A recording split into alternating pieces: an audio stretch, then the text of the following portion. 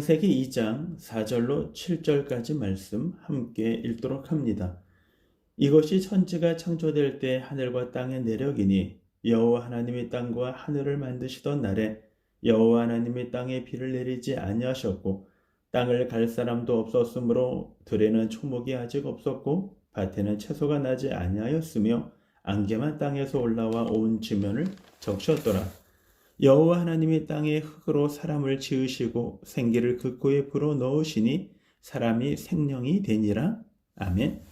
인간은 어떤 존재인가? 라는 제목으로 아침 묵상 함께 말씀 나누도록 하겠습니다. 우리는 창세기 2장에서 특별히 에덴 동산에 대하여 우리들에게 이야기해주고 있습니다. 우리는 에덴 동산에 대한 개념이 기본적으로 잡혀있지 않으면 우리는 성경을 이해하는데 참 애로사항을 맞이하게 됩니다. 특별히 이 에덴 동산 안에서 인간의 역할이 무엇인가라는 것이고요. 인간이 어떻게 창조되었고 그리고 인간이 생명이 되었다라는 의미가 무엇인가라는 것입니다.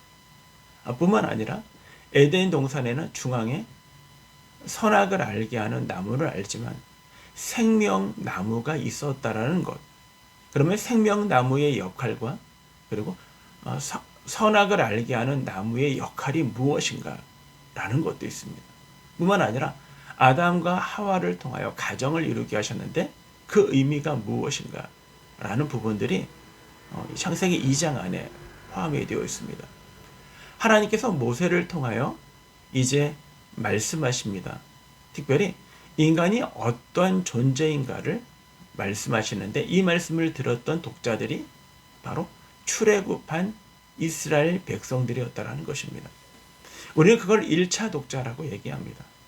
하나님의 모세를 통하여 말씀하셨을 때 첫 번째 이 말씀의 대상, 이 말씀을 들었던 사람들, 그들을 1차 독자라고 얘기합니다. 그들은 이 말씀을 어떻게 이해했느냐라는 것이 성경을 이해하는 곳에 매우 중요한 것이죠. 4절에 보면 이것이 천지가 창조될 때 하늘과 땅의 내력이니 라고 말씀하셔요. 천지 창조의 내력, 한마디로 얘기하면 천지 창조의 대략적인 내용은 이거야 라는 말이라는 것이죠. 근데 이 대략적인 일들을 이야기하면서 여호와 하나님이라는 말씀이 등장을 합니다. 이것이 천지가 창조될 때 하늘과 땅의 내력이니 여호와 하나님이 땅과 하늘을 만드시던 날에 라고 얘기합니다. 근데 1장 1절에 나와 있던 하나님이라는 히브리 단어는 엘로힘이에요. 그런데 오늘 말씀 2장 5절에 4절에 등장하고 있는 하나님은 여호와 하나님이라는 것입니다. 물론 이 여호와 하나님이라는 말이 구체적으로 쓰여졌던 것은 3장 14절에서 하나님이 자신을 드러나실 때 스스로 있는 자라고 얘기하는 것이죠. 그때 의미가 드러났지만 이미 모세는 이 이야기를 2장 4절에서 이미 여호와 하나님을 쓰고 있다는 것입니다. 여호와 하나님이라는 것은요, 능력, 전능하신 하나님이라는 뜻입니다. 원래 의미는 스스로 있는 자, 능동적으로 일들을 감당하시는 분이라는 것이죠. 이것이 신구약 성경 안에는 850번 이상이나 여호와 하나님이라는 단어를 사용하고 있는 것입니다. 그렇습니다. 오늘 우리의 삶 가운데 간섭하시고 능동적으로 일들을 진행하시고 주도적으로 일들을 이루시는 분, 그분이 여호와 하나님이십니다. 앞으로 되어질 일들을 통하여 하나님이 누구인지를 보여주시는 그 하나님. 그래서 하나님이 약속하시고 그 약속을 신실하게 이루어가시는 분, 그것이 바로 여호와 하나님이신 것입니다. 근데 그분이 4절과 5절에서 이것이 천지가 창조될 때 하늘과 땅의 내력이니 여호와 하나님이 땅과 하늘을 만드시던 날에 여호와 하나님의 땅에 비를 내리지 않으셨고 땅을 갈 사람도 없었으므로 들에는 초목이 아직 없었고 밭에는 채소가 나지 아니하였느라. 하나님의 천지 창조의 대략적인 내용이 이거야 라고 말씀하시면서 이어지는 말씀은 이해가 되지 않아요. 뭐라고 말씀하셨냐면 하나님이 이 천지 창조를 하셨는데 그리고 하늘을 두셨고요. 그 구궁창에 물을 두어서 그 물이 나누어지게 하셨고 그 물 위에 그러니까 궁창 속에 위에 궁창에는 물이 있고 아래 궁창에도 물이 있었다라고 말씀하시고 그래서 순환적으로 돌게 하셨다라는 것이죠. 그런데 하나님이 이 일들이 진행되지 않았다라는 것입니다. 그러니까 하나님이 이 모든 것을 다 갖췄지만 그것이 정상적으로 작동되지 않았다라고 이야기를 하는 것입니다. 그래서 땅에 비가 내리지 아니하였고 땅을 갈 사람도 없었고 들에는 초목도 없었고 밭에도 채소가 없었다라고 이야기하고 있는 것입니다. 여기서 오늘 이 여호와 하나님이 아직도 작동하지 않게 하신 자연의 질서가 돌아가지 않게 하신 것을 통하여 우리들에게 주는 의미가 매우 큰 것입니다. 우리는 이 땅에 비가 내려온다는 것을 이 땅에 물이 위에 증발되어 수증기가 되어 위로 올라가고 그 수증기가 구름을 형성하고 그 구름과 구름이 만났을 때 천둥과 번개가 치고 이 땅에 비가 내린다라고 우리는 생각을 하죠. 근데 하나님은 그렇지 않다라고 우리들에게 말씀하고 있는 것입니다. 하나님이 온 우주 만물을 창조하시고 이것들이 정상적으로 작동되게 하신 것은 하나님이 의도적으로 주관적으로 하나님이 이 일들을 하셔야 이 땅에 비가 왔다라는 것입니다. 하나님이 주도적으로 일을 하셔야 하나님이 허락하셔야 채소가 그 채소의 열매를 맺게 되었고 이 땅에 필요한 모든 것들이 허락받을 수 있었다라는 것입니다. 여기서 하나님이 우리의 인생의 모든 것들 하나님이 허락하시고 오케이 사인해 주시고 그리고 하나님이 그것들을 우리에게 주셔야만 이 모든 것을 우리는 허락받을 수 있는 것이다라는 것입니다. 결국은 이 땅에 우리가 비가 오는 것은 과학적인 근거하에 그 모든 것이 그 모든 것들이 그렇게 자연의 질서 속에서 이루어진다라고 생각하지만 하나님은 아니야 라고 말씀하고 있는 것입니다. 하나님이 허락해야 돼. 하나님이 주도적으로 일들을 해야 돼. 하나님의 놀라운 계획의 장중에서 하나님이 허락하셔야 돼. 라고 우리들에게 이야기하고 있는 것입니다. 왜 이 이야기를 모세가 창세기를 통하여 지금 이스라엘 백성들에게 하고 있느냐라는 것입니다. 이 이스라엘 백성들은 어디서 출애굽했습니까? 애굽에서 출애굽했어요. 애굽의 신관은 다신관입니다.